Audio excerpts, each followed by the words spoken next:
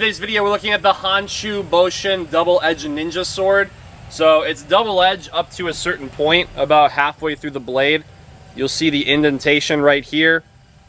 And then from running all the way up, that part is sharpened. So from the middle of it to the guard is not. So take a look at some specs on this one, some up-close looks, and also do some cut testing on it. Let's get to it.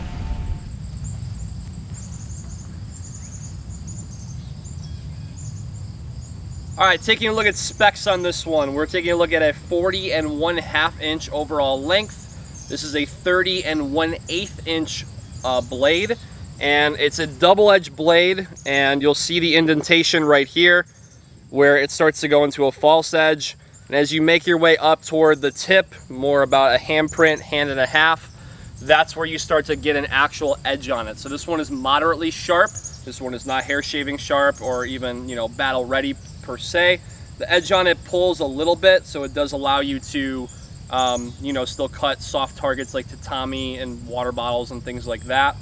We're looking at 2 pounds 10 ounces. A lot of it really is in the handle. So when we're looking at this one, the handle, there's nothing really wrong with it. It's just a heavier handle. And we also have steel on the end of it, so right toward this little hook. So this hooks the grip in with the left hand with the back hand. So the steel is obviously going to contribute to the weight on that, which is totally fine. This one really is exclusively, of course you can use it with one hand and you can cut with it with a single hand and thrust with it. But really the way it's balanced, it is balanced for you to be with a two-handed grip.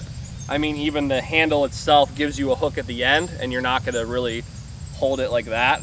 So it's assuming you're going to use a two-handed grip. 1060 high carbon steel for this double-edged ninja sword. It moves pretty well in the hand. It is obviously, like I said before, at its best with two-handed grip. We have a textured grip on this one, and then we have hex keys locking the actual handle into place. This is not a circular handle, a little bit more rounded, so it's allowing you to slide that grip in. You'll notice pinky is on that steel piece, because just for a little bit more maneuverability. We do have a really short handguard. It's almost just like a dagger handguard, meaning that this is just so your hand doesn't slide up the grip. Not anything on the other side, but it still allows you to just make sure your hand is protected.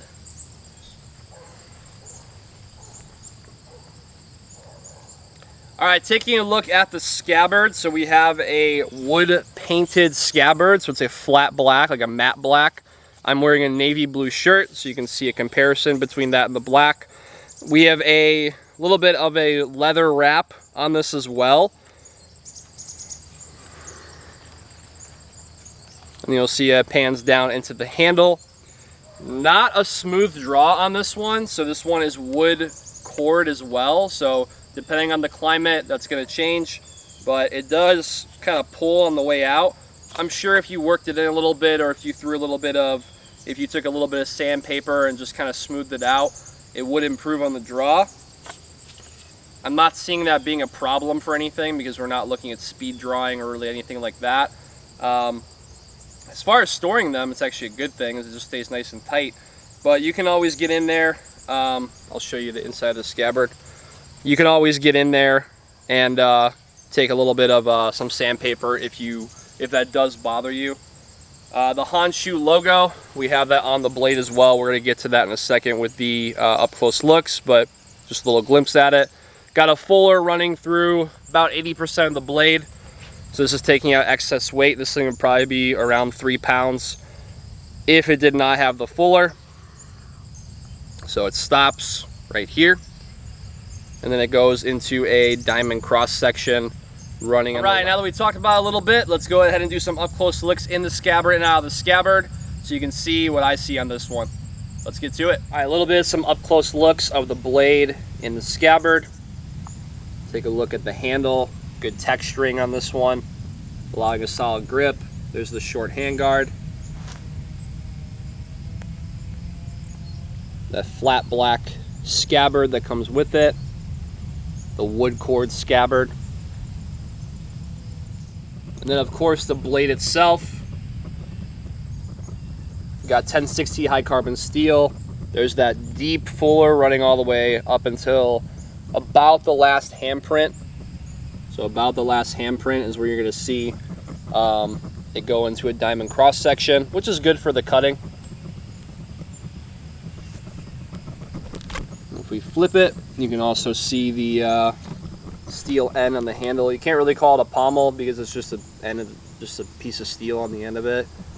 That hooks into the grip, so that is allowing a little bit of an arc into that, with also some traction for your pinky and also for the ring finger.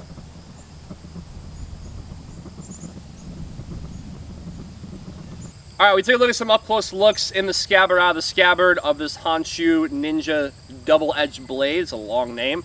And then now we'll go ahead and go into the cut testing. Just a little preface on this as well. We are completely out of tatami mats. So if you tried to order them, if you didn't know that already, there's actually no more in the world. No one's making them. So we're gonna get creative with, obviously, with fruit, water bottles, recycled cardboard, and zip tying it so it looks like a tatami mat. So if you're seeing that in these videos leading up, like from today and on, that's why there's no tatami, because it doesn't exist anymore. So let's get to the cut testing.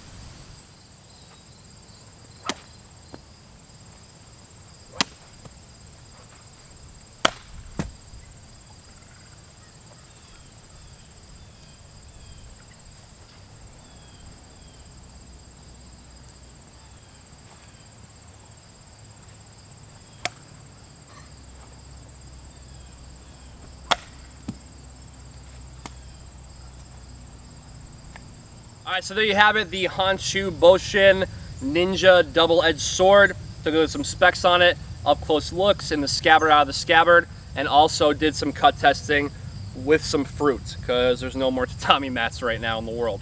Subscribe to the channel, like this video. If you like seeing blades like this, more price point ones, let us know in the comments below. More reviews coming soon. We have some interviews in the works as well. If you have not checked it out, check out the Valiant Armory review, Valiant Armory interview that we did with Sonny. It was great, and we also did a couple of his custom blades through Valiant Armory that him and his son Zach are really master craftsmanships at. So subscribe to the channel, like this video, and we'll see you in the next one.